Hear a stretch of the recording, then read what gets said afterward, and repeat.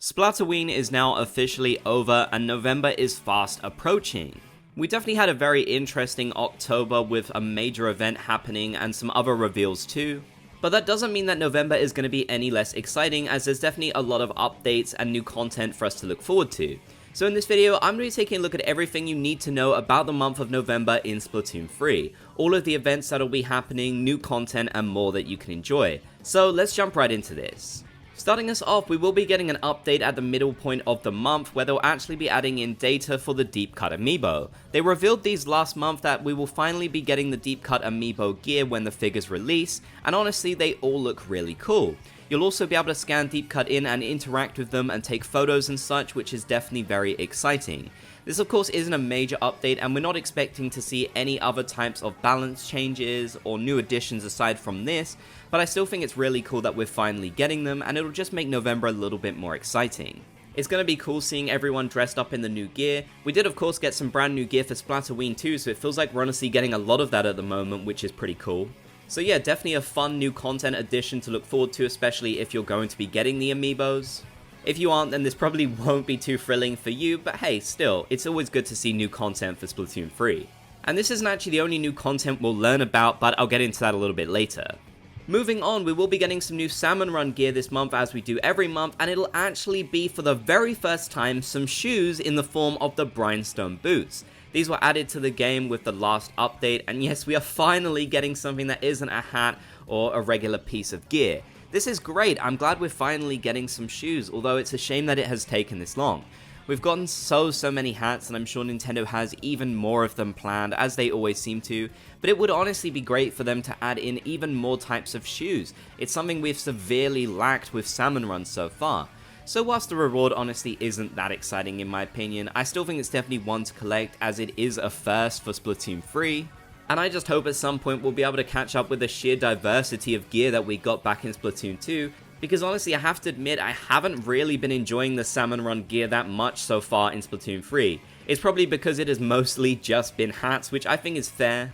So if we had gotten a more larger variety of gear, I would have been pretty happy. There's still time though, and this definitely foreshadows that we will be seeing more things like shoes and such, so I'm hoping with the next update we'll get even more, but we'll just have to wait and see for now.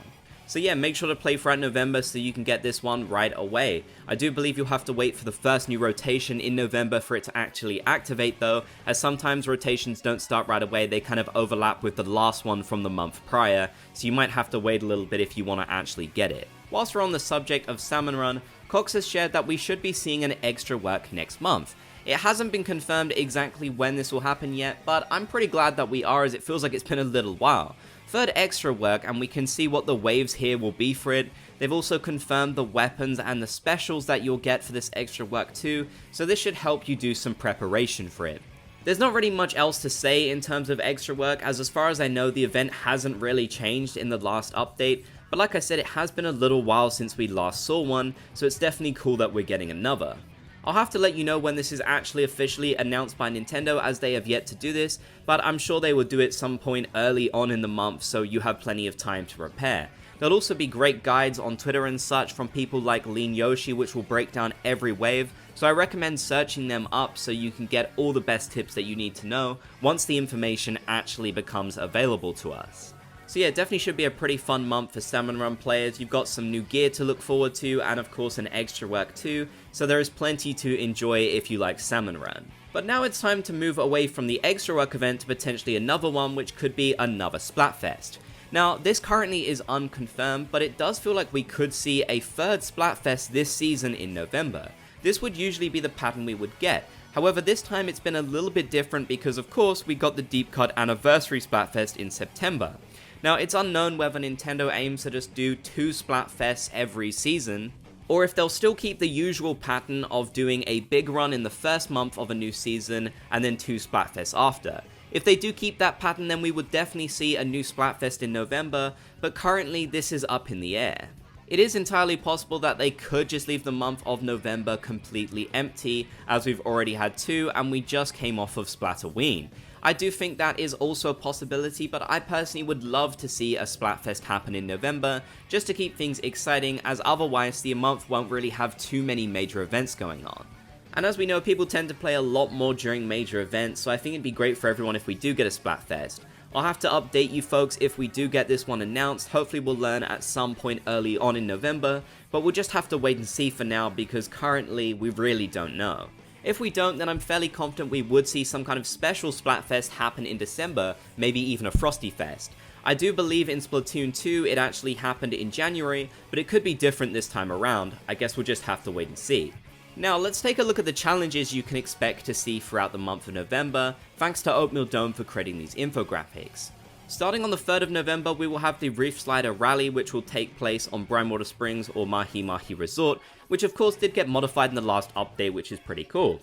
The rules are as followed. Who's got 2 pectoral fins and is ready to ride? Literally every player in this challenge. You can only use weapons that come with the Reef Slider special. The special gauge will fill up quickly by itself. Only primary gear abilities will be enabled, secondary abilities have no effects, so kind of the stuff we usually expect.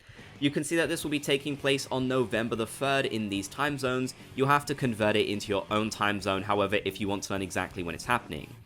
Next, we have the tournament test run, which will only be happening in Japan. So unfortunately, if you're outside of Japan, you won't be able to take place in this. It basically just helps people get ready for the tournaments that are going on. This will be happening on the 7th of November, again in the time zone that you'll have to convert into your own.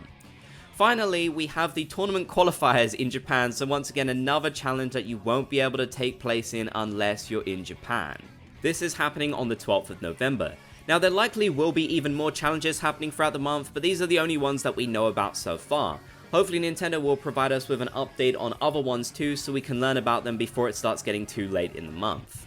Finally, something really exciting happening throughout the month of November will actually be the update reveals for the Chill Season update. Like with every month before a major update drops, some point in the middle of November, Nintendo will post a trailer or some reveals over on Twitter to share what we can expect to see in terms of new content, weapons, maps, and more in the Chill Season update. I'm so looking forward to this, and whilst technically this isn't an activity in the game itself, it's still something that will excite Splatoon players a lot, so I'm really looking forward to it. I'm sure there's going to be a lot of really cool content in the Chill Season update that we just can't even foresee at the moment. There have been some really cool things discovered in the files, so it'll be interesting to see exactly what we learn. Let me know what you're most excited for about November down in the comment section below though. I'd love to hear what you have to say. If you made it to the end, be sure to comment Splat Gang down below so I know you did. If you enjoyed, then be sure to leave a like, and if you haven't already, consider subscribing and turning on channel notifications for more Splatoon free content.